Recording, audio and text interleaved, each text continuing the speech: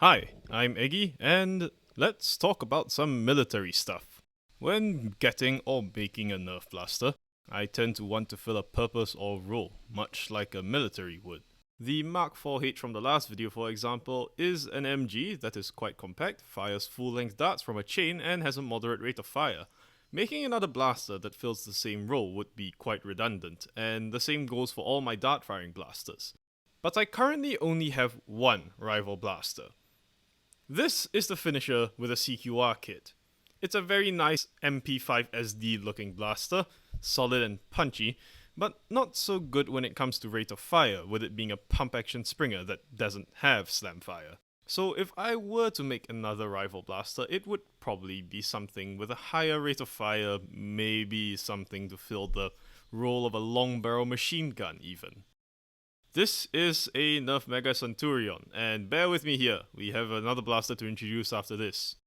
When it was released, it was the largest Nerf blaster, boasting mega distance for extra long range sniping, and mega darts that are big and whistle, and a mega long draw to give some felt recoil.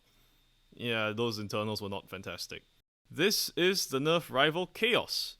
It released as the first full auto rival blaster with a 40 round magazine capacity for mowing down the opposition. But these days, the Centurion and the Chaos are pretty obsolete. So these blasters, obsolete as they are, have been sitting in my inventory gathering dust. But no longer, I say, for I have a new blaster idea. Is it a very original one? Not really, Captain Xavier's done this before. Twice, in fact. But will it be fun?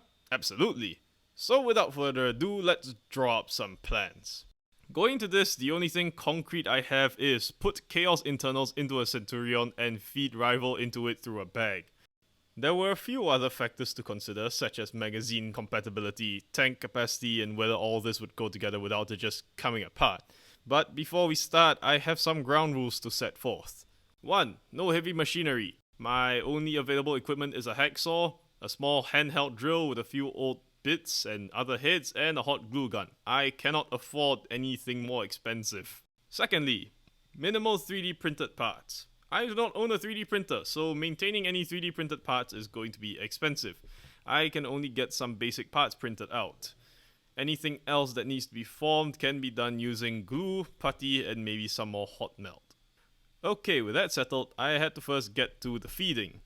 The whole point of the blaster is to remove the need for a cumbersome magazine and have darts feed from a backpack tub. Now, out of darts' proton pack exists, but that thing is expensive, and also shipping halfway across the world is problematic, especially thanks to a certain virus floating around. So, much like my country's military, I'm going to have to develop some indigenous tech, based off some foreign tech, which will probably come out less refined than the original, as we do. One quick drawing session later, I have something to throw to an engineer friend of mine who, after some back and forth, came to an agreement with me on the layout of the feed system. Now all we need is a box, and a bag, and some acrylic plates for cutting, and a motor, and some blower fans, and some kind of agitator, with an airtight housing. Right. Thank you for watching, and until next time, fair winds.